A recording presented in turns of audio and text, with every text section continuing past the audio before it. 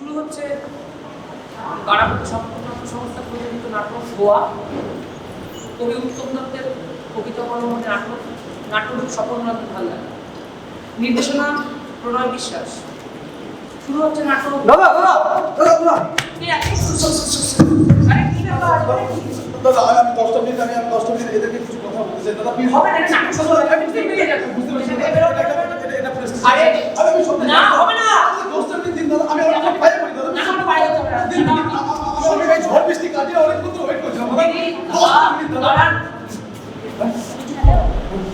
তোমাদি এটা করে দাও না না দাদা 10টা মিনিট দাদা আমার পাই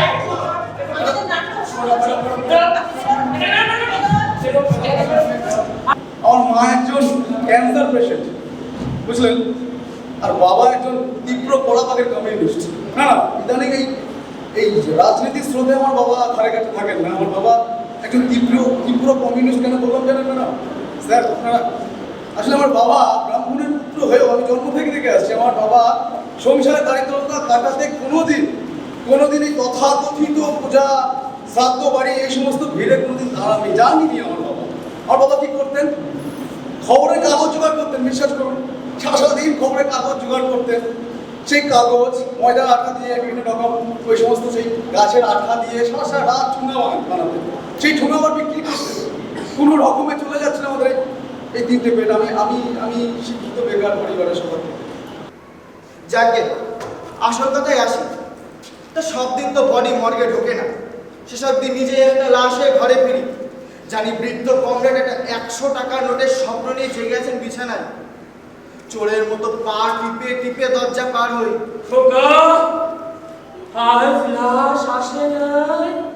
চুপচাপ দাঁড়িয়ে থাকি, গলা দিয়ে স্বর বেরোয় না। কি বলবো? করোনা কমে আসে, আস্তে আস্তে সব কিছু স্বাভাবিক হতে থাকে, কিন্তু আমাদের পরিবারের প্রতি সে অস্পৃশ্যতা কাটে না। ওষুধ আর বাবার চোখের একটা অন্তর্নায় বাবার বাবার একটা চশমা চলছিল কোনটা কথায় বলে না যে নদীর একবারে বলি কমে কিন্তু পুরোপুরি ধসে পড়ে অন্য পা।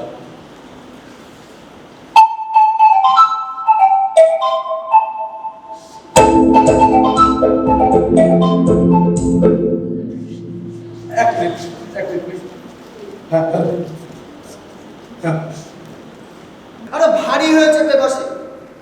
প্রতিবেশীরা আমাদেরকে এড়িয়ে চলে। আমরা তিনটে প্রাণী মাথা নিচু করে বেঁচে থাকি।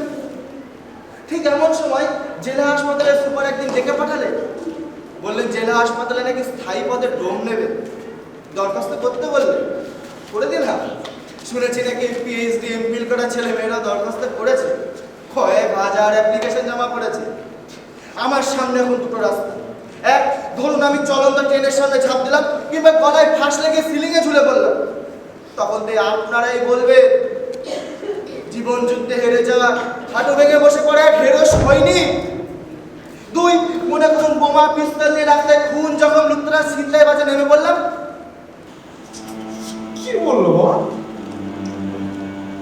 আজ কোনো লাশ আসে নাই,